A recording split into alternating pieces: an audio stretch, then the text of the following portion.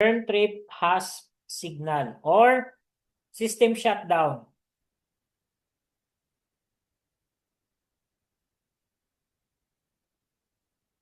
So, ibig sabihin mga kasama, in case po na nagkakaroon po ng overheating, ang papatayin po niya is yung 19 volts main supply natin or yung ating 3 volts. Pag pinatay niya po yan, damay na po lahat yon.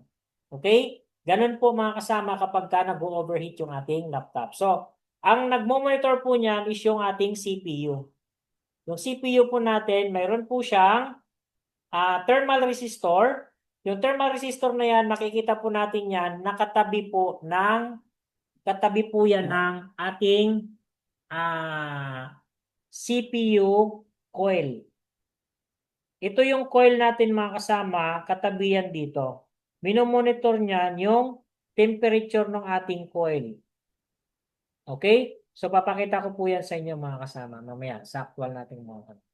Okay, so meron tayong dalawa.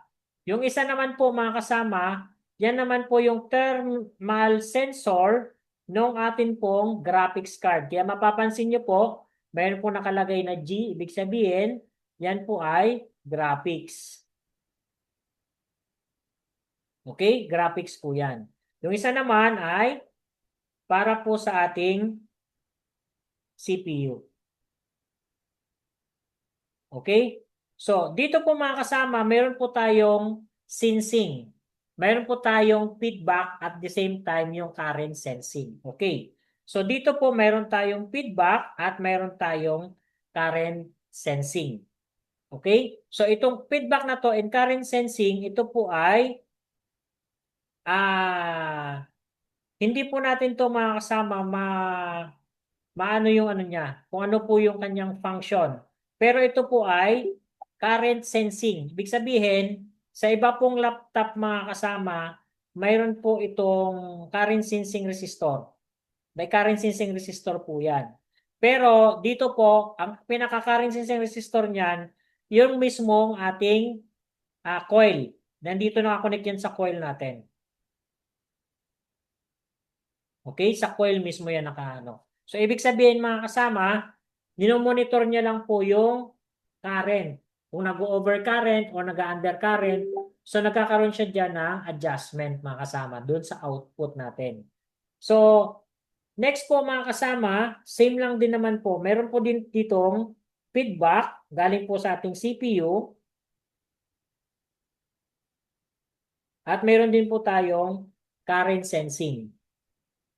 Meron tayong current sensing para sa atin pong video card at meron din po tayong current sensing para po dito sa ating CPU. So, dalawa po yung ating PWM dyan mga kasama. Ngayon, kapag mga kasama, wala po tayong problem dito sa atin pong CPU core at saka sa atin pong graphics core, ang CPU po natin mga kasama, mag-output yan ng tinatawag nating power good. Ang power good po mga kasama na yung output niyan, ang pangalan ay B-gate.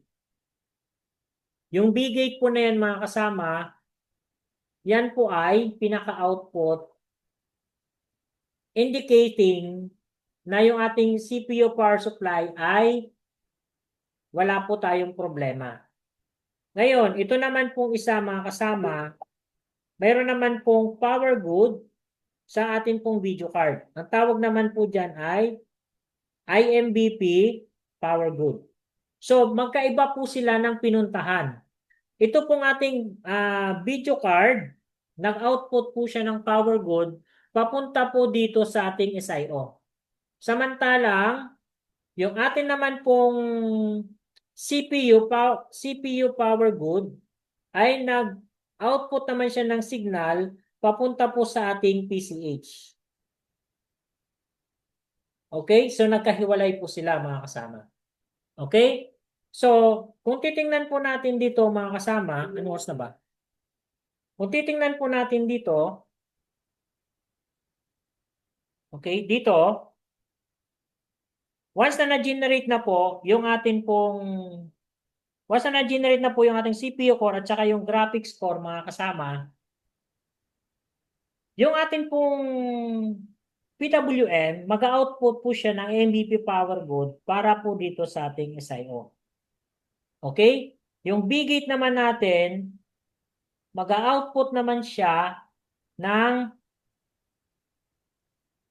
mag-output naman siya mga kasama papunta dito sa ating PCH. Okay? So, ang system power okay mga kasama, indication po ito together with PCH power okay na lahat po ng ating supply is generated. Na-generate po lahat ng supply. Wala pong problem. Kasi kapag may problem yan sa CPU core, sa graphics core, hindi po ma-generate yung ating PCH ay yung ating pong system power okay. So indication po yan mga kasama sa PCH na gumagana lahat ng power supply. So sa testing po mga kasama, kailangan matest natin itong PCH power okay at saka itong system power okay. Pero kahit hindi po i-check yan mga kasama, obvious naman na wala yan kapag hindi na-generate yung CPU core mo, hindi na-generate ito, obvious po mga kasama na hindi ka rin magkakaroon ng system power okay. Pag hindi ka nagkaroon ng system power okay, hindi ka rin magkakaroon ng PCH power okay, hindi po magkakaroon ng DRAM power okay, yung RAM, hindi po magkakaroon mga kasama ng CPU power okay, at the same time, hindi po magkakaroon ng PLT reset.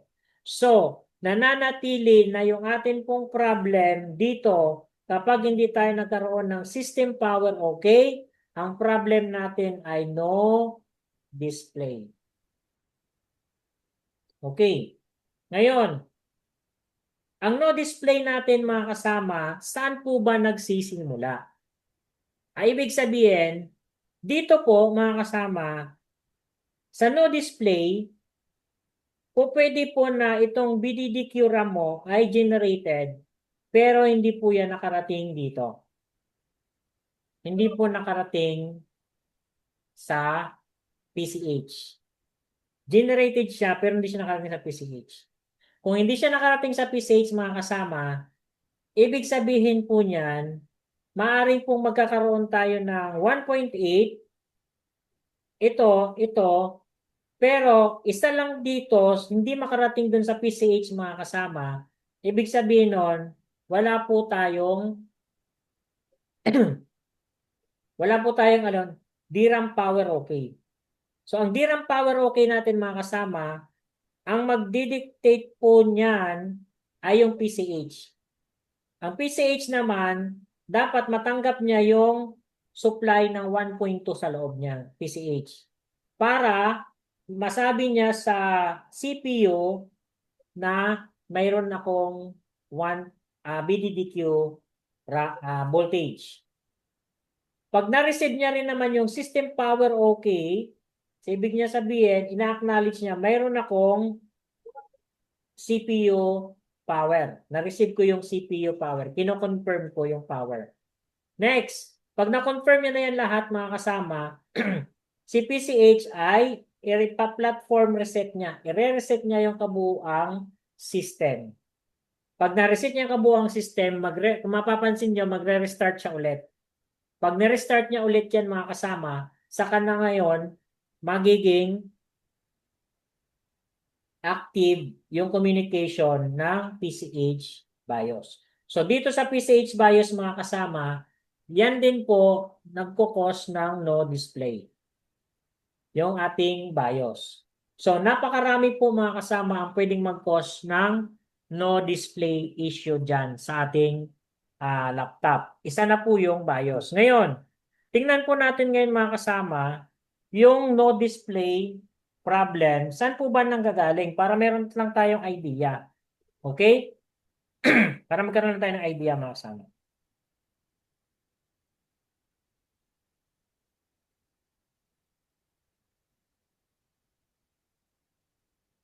No display problem.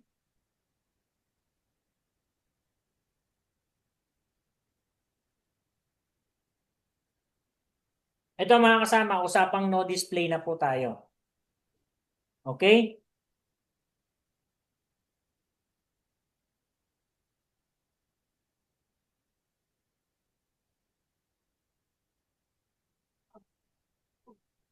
Ito kasi lagi tanong ng mga ano, ng marami. No display, akala nila yung no display mga kasama ay ano, mas madaling i-repair kaysa sa no power. Sino po ba sa inyong naniniwala mas madaling i-repair ang no display sa no power? Kasi karamihan sa nakakausap ko, sir, may power naman no display lang. So ang sabi ko na lang, napalitan mo na ng RAM. O sir, napalitan ko na ng RAM. O di, uwi mo na yung laptop mo. Bakit po ganun mga kasama? Kasi po, ang no display natin mga kasama, medyo mahirap yan i-repair. Ang no display, medyo mahirap i-repair. Bakit po mga kasama? Ganito po yan. Ang nagkakos ng no display ay SIO. Ang SIO pwedeng mag-cause ng no display. Yung PCH pwedeng mag-cause ng no display. PCH pwedeng mag-cause ng no display. Yung CPU pwedeng mag-cause ng no display. Yung video card chip pwede mag-cause ng no display. Yung RAM pwede mag-cause ng no display. Yung LCD pwede mag-cause ng no display. So dito po mga kasama, hindi po power supply lagi ang pinag-uusapan natin dito. Hindi lagi power supply. Ngayon, nagbigay ako ng kaunting guide paano natin i-troubleshoot yung power on, no display. So may mga test points tayong i-share sa inyo mga kasama. Ito ay nailagay ko na rin sa website. Kung kailangan nyo siyang kunin, nasa website naman po. So tingnan po natin, paano po ba tayo mag-diagnose ng no display mga kasama? Okay, ganito. Sundan lang po natin ito mga kasama. Una, number one, dapat po, mayroon po tayong signal na system power okay.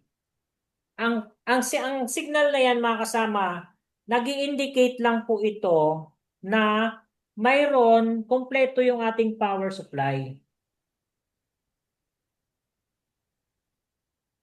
Power supply natin is complete. Okay?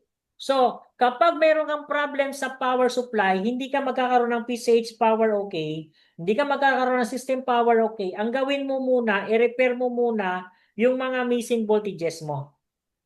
I-repair mo muna, ayusin mo muna yung mga yung mga missing voltages mo. Kapag ma-repair mo na yung missing voltages mo, magkakaroon ka na ng PCH power okay. Ngayon, kung magkakaroon ka ng PCH power okay at yung problem ay yun lang mga power supply na yon na missing, ibig sabihin magkakaroon ka na ng display. Kung yun lang. Ngayon, kung wala pa rin, meron ka ng PCH power okay, may system power okay ka na, pero wala ka pa rin display. Ano na pong gagawin mo? Punta ka sa number 2. Check mo kung meron kang PLT reset signal. So yung PLT reset signal mo mga kasama, masusukat mo yan sa either 3 volts or 1.05 volts. So i-check mo to kung mayroon kang PLT reset. Ang PLT reset mga kasama, pwede mong sukatin yan doon sa Wi-Fi. Wi-Fi slot. Okay? Sa Wi-Fi slot mo makikita. Ibig sabihin, pag mayroong 3 volts or 1.05 volts, ibig sabihin mayroon kang PLT reset. Okay? Ngayon, ang PLT reset na yan ang magti-trigger ng CPU reset sa ating processor. Ngayon, kapag yung processor natin na yan mga kasama, kagaya nito, meron siyang resistor.